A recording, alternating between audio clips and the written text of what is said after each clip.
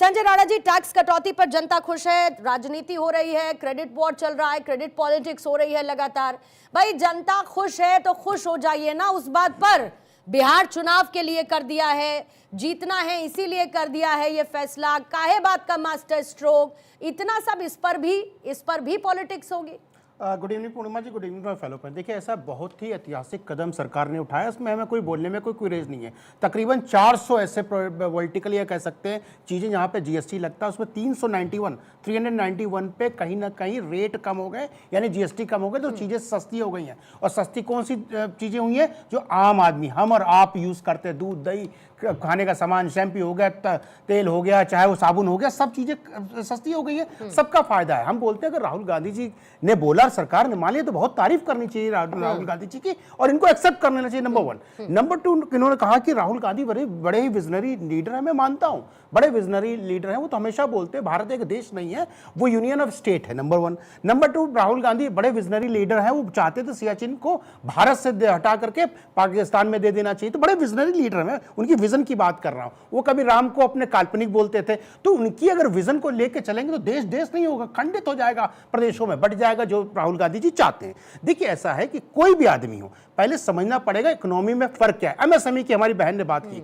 भैया एमएसएमई का contribution towards Indian GDP तकरीबन 30 से 31% है, और आपके जमाने में हम बोलने की जरूरत है 5% से भी कम था। तो आपको आकलन करना है, तो आकलन आंकड़े के अनुसार कहा जाता है, बरगलाने के अनुसार नहीं। क्या खड़गे जी ने ये कर दिया, खड़गे जी ने, मैं अप्रिशिएट करता हूं उनको। आप ही के जमाने में, इंदिरा जी के जमाने में 97% टैक्स दिया जाता था। ये मैं 71 की युद्ध की बात कर रहा हूं। तो आप अगर सिर्फ बोल रहे हैं राहुल जी विजनरी लीडर है, अरे विजन पे अगर चलेंगे तो हमारा देश ही नहीं रहेगा। उनके विजन पे चलेंगे तो कश्मीर भारत का हिस्सा नहीं रहेगा। उनके विजन पे चलेंगे तो हम बट जाएंगे, 28 देश बन जाएंगे। उनके विजन पे चलेंगे तो भगवान राम की प्रदेश जन्मभूमि नहीं रहेगी, किसी और की भूमि बन जाएगी। तो समस्या क्या है? वैसे विजनरी लीडर की यहां जरूरत नहीं है, लेकिन हाँ, जो चीज अच्छी है उसको एक्सेप्ट करना चाहिए। अगर कोई त्रुटि रह गई है, जैसे पेट्रोल की बहन ने बातें उठाई, अच्छी बात है।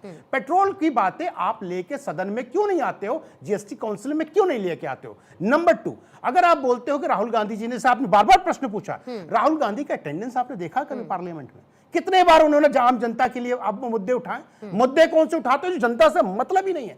बिहार चुनाव, हम कहते चलिए मान लीजिए बिहार चुनाव के वजह से मोदी जी ने किया है, कम से कम पूरे देश का तो फायदा हो रहा है। कम से कम उस देश के प्रति तो समर्पित हो जाइए, और 142 करोड़ जो जनता है उसके लिए समर्पित हो जाइए, खुश हो जाइए। आपको बिहार बंद की चर्चा करनी है, अरे बिहार में बंद क्यों किया है? कि वोट चोरी हो रही है? वोट चोरी नहीं हो रही है, आपका जो है उजागर हो चुका है, आप हार रहे हो वहां पे, तो इसलिए आप बंद कर रहे हो। आप वहां रोजगार के लिए बंद कर रहे हो? नहीं, आप वोट चोरी के लिए बंद कर रहे हो। आप क्या वहां पे एजुकेशन के लिए बंद कर रहे हो? नहीं, आप वोट चोरी के लिए बंद कर रहे हो। एक मुद्दा बता दीजिए जो आपने उठाया, जो आम जनता के लिए हो। हम ऐसे विजनरी लीडर से मुंह से सुनना चाहते हैं कि कौन सा मुद्दा है जो आम जनता के लिए उन्होंने उठाया है। जब से राहुल गांधी साहब 2004 से पार्लियामेंट्री बने हैं, यानी संसद सदस्य बने हुए। नहीं, मैंने इसीलिए सवाल पूछा था कि कितनी बार आपने इसको उठाया, क्योंकि अभी तो आपने कह दिया 4 ट्वीट करके बता दिया। देखिए, हमने कहा था ममता बनर्जी अपने पत्र का, अरे 8 साल से, तो आप बताइए ना कितनी बार आपने एक लेटर के बाद आपने कितनी बार? 30 सेकंड में और खत्म कर लेते हैं। इन्हीं के नेता थे चिदम्बरम साहब,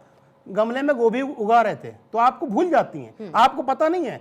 1400 रुपए का सिलेंडर था नॉन सब्सिडी वाला, आप ही की रेणुका चौधरी थी जो हंस के बोली थी, क्या 900 रुपए का सिलेंडर नहीं खरीद सकते हो? तो भूलना नहीं चाहिए। देखिए, सब गवर्नमेंट ने काम किया, अच्छा काम किया, तो उसको अप्रिशिएट करके आगे बढ़ना चाहिए। और बुरा है तो प्लीज उस पर प्रश्न चिन्ह उठाइए, लेकिन सिर्फ आपको राजनीति करनी है, मोदी की छवि खराब करनी, किसी टारगेट करना, एंकर को टारगेट करना, यह अनुचित होता है। इस पर हमें काम नहीं करना चाहिए। हर बात को आप याद दिलाते हो, संजय राणा जी निकल जाते हैं। ठीक है, राजीव गुप्ता जी आपके पास आती हूँ, टीना जी उसके बाद आपका जवाब लेती हूँ। Rajeev Gupta sir, sorry to make you wait sir, लेकिन इधर जो क्रेडिट पॉलिटिक्स चल रही है, मैं उस पर आपसे सवाल नहीं पूछूंगी, लेकिन क्योंकि हम सब ये जानते हैं कि अमेरिका का टैरिफ और उसका आने वाला असर और सरकार की लॉन्ग टर्म प्लानिंग, आपको लगता है कि अगर जीएसटी कटौती जो है वो भारतीय उद्योगों को कहीं ना कहीं जो एक्सपोर्ट लॉस है उसको एब्जॉर्ब करने के लिए एक कुशन दे पाएगा? और इस पूरे असर पर जीएसटी का कम होना, जीएसटी की दरों का कम होना, आप कैसे रीड आउट करते हैं sir? How helpful it would be? Purnima ji, पहले तो मैं आज आपको ये बताऊं कि मैं बहुत खुश हूं, क्योंकि ये ऐतिहासिक स्टेप है। और इस टाइम पे मुझे कुछ हरवंश राय बच्चन जी की कुछ पंक्तियां याद आ रही हैं जो कि हमारे देश और प्रधानमंत्री जी के लिए बिल्कुल फिट होती हैं। मुट्ठी में कुछ सपने लेकर भरकर जेबों में आशाएं, दिल में है अरमान यही कुछ कर जाएं, कुछ कर जाएं। सूरज सा तेज नहीं मुझ में दीपक सा जलता देखोगे, अपनी हद रोशन करने से तुम मुझको कब तक रोकोगे। मैं उस माटी का वृक्ष नहीं जिसको नदियों ने सींचा है, बंजर माटी में पलकर मैंने मृत्यु से जीवन खींचा है। मैं पत्थर पर लिखी इबारत हूं, शीशे से कब तक तोड़ोगे, मिटने वाला मैं नाम नहीं तुम मुझको कब तक रोकोगे। इस जग में जितने जुल्म नहीं उतने सहने की ताकत है, तानों के भी शोर में रहकर सच कहने की आदत है। मैं सागर से भी गहरा हूं तुम कितने कंकड़ फेंकोगे, मैं सागर से भी गहरा हूं तुम कितने कंकड़ फेंकोगे।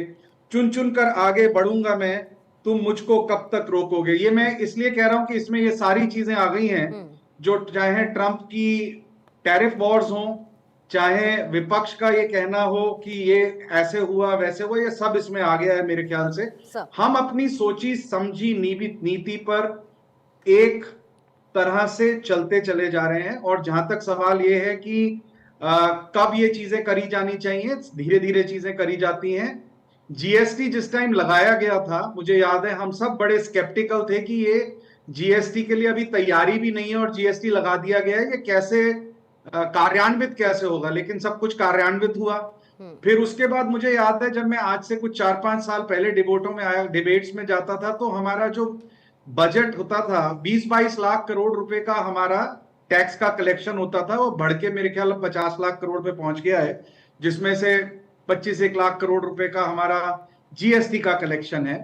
और इससे जो राहत मिलेगी वो मतलब बहुत बड़ी राहत है। देखिए इनकम टैक्स, पहले तो मैं इनको सबको परिप्रेक्ष्य में लाता हूं। पहले हमने इनकम टैक्स के स्लैब्स में राहत दी, जिसमें 1 लाख करोड़ के करीब का हम सोच रहे थे कि इसमें रेवेन्यू लॉस होने के चांसेस हैं। जब हम कहते हैं रेवेन्यू लॉस होने के चांसेस हैं, उसका मतलब होता है यदि वैसे ही चीजें चलती रहें जैसे चल रही हैं, और यदि उतने ही लोग चीजें दें, तो हमारा इतना टैक्स का कलेक्शन कम हो जाएगा। लेकिन उस टाइम ये सोची हुई नीति थी कि पूर्णिमा जी, जब लोगों के हाथों में पैसे आएंगे, जब मेरे आपके जैसे लोगों के हाथों में पैसे आएंगे, तो वो खर्चा ज्यादा करेंगे, कंजम्पशन बढ़ेगी, और इनडायरेक्ट टैक्सेस से हमारी पूर्ति हो जाएगी, जो डायरेक्ट टैक्सेस में हमने कहीं कुछ गंवाया होगा। इस तरीके की सोच थी। मुझे लगता है वो सोच, जो कि सारी प्रोजेक्शंस होती हैं, इकोनॉमिस्ट बैठते हैं वो प्रोजेक्ट करते हैं, उनमें से कितनी चीजें हो पाए, ये इस पे डिपेंड करता है कि कितना डीपली वो समझते हैं सारी इकोनॉमी को और देश दुनिया को। तो उसमें ऐसा हुआ कि अभी जो आपने देखे क्वार्टर के रिजल्ट्स देखे, हमारी ग्रोथ रेट 7.8% पे आई है, जो नॉर्मली 6-6.25 पे रहती थी। तो वो 7.8% पे आने का मतलब ये है कि जो हमने वो सोचा था कि उसका मल्टीप्लायर इफेक्ट आएगा, जैसे लोगों के हाथ में पैसे आएंगे तो कंजम्पशन बढ़ेगी। जीडीपी कुछ भी नहीं होता, जीडीपी कंजम्पशन का ही एक आईना है, मतलब कितनी तेजी से कंजम्पशन हो रही है डिफरेंट चीजों की, उसी का it's like a turnover of a company. तो वो बढ़ा है।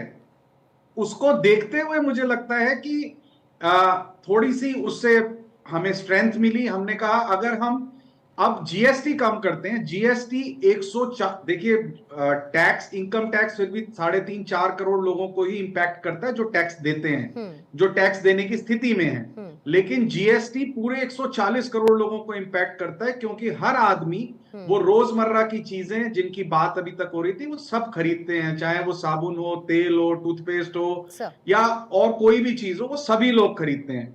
सभी चीजों में पहले तो बहुत सिंपल ये समझने की बात है कि जो चीज पे 100 रुपए पे 18 रुपए टैक्स लग के 118 की मिलती थी, वो 105 की मिलेगी।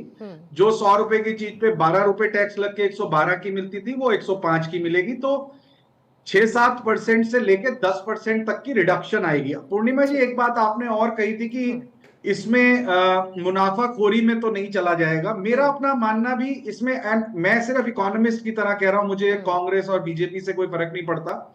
मेरा बहुत सिंपल मानना है कि आज की इकोनॉमी में जहां बहुत हाइपर कंपटीशन है, मेरा बेटा हिंदुस्तान लीवर में काम करता है फॉर एग्जांपल, रोज नए लोग आते हैं, नए तरीके की ब्रांड्स लाते हैं। कोई भी व्यक्ति महंगा नहीं बेच सकता, क्योंकि उससे सस्ता बेचने वाला कोई ना कोई मिल जाएगा। तो इसलिए वो मुझे लगता है पास ऑन करना ही पड़ेगा, वो उनके हक में भी है।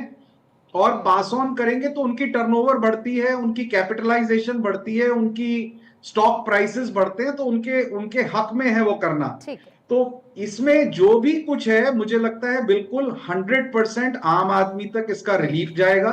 मेरा अपना मानना ये है कि लेकिन जो उसकी मॉनिटरिंग होनी चाहिए सर। एक उसकी मॉनिटरिंग हाँ होनी चाहिए। बिल्कुल होनी चाहिए, बिल्कुल होनी चाहिए, पर वो मॉनिटरिंग मार्केट्स अपने आप भी कर लेती ठीक हैं, है। मार्केट्स अपने आप भी वो मॉनिटरिंग कर लेती हैं। और एक प्राइस इलास्टिसिटी ऑफ डिमांड हम लोग बोलते हैं कि जब जब जैसे जैसे पैसे कम होते हैं, किसी चीज की सस्ते होते हैं, वो ज्यादा बिकने लगती है। हमारे देश में वो और भी ज्यादा उसका वो है, क्योंकि जो बॉटम ऑफ द लॉट है उसके पास वाकई ही पैसा बहुत कम होता है। शायद मुझे और आपको यदि थोड़ा सामान सस्ता मिले या महंगा पड़े, शायद हमारी कंजम्पशन में इतना फर्क ना आए, क्योंकि हम पहले ही सब चीजें कंज्यूम कर रहे होंगे। लेकिन एक नीचे 70-80 करोड़ लोग ऐसे हैं जहां पर कि वो छोटी छोटी, जो उनको अगर 6-7% सस्ती होंगी चीजें, तो कंजम्पशन डेफिनेटली बढ़ेगी बढ़ेगी। बिल्कुल, और जिनको जो 2-3 रुपए हमारा से भी बहुत रेवेन्यू फर्क का पड़ता है लॉस सर। दिखाई देता, बिल्कुल, जिनको हाँ 2-3 जी, और रुपए जो से 1 रेवेन्यू रुपए का से भी, लॉस हमको दिखाई दे रहा है 50-60 हजार करोड़ का, जो जीएसटी कम करने से होगा, वो एक्स्ट्रा कंजम्पशन जो होगी, जैसे सपोज आपकी पूरी की पूरी इकोनॉमी यदि 1-1.5% ज्यादा से ग्रो कर जाती है, तो वो वहां से तकरीबन पूरा हो जाएगा, कंप्लायंस बेटर हो जाएगी। ठीक है। तो आई थिंक लेकिन ऐतिहासिक स्टेप है, खपत के और साथ सर इसको रिफॉर्म्स धीरे रिकूप धीरे किया जा एक एक सकता करके है। किए जा रहे हैं। ठीक है, खपत के साथ इसको रिकूप लेकिन जी। किया जा सकता है। ठीक है,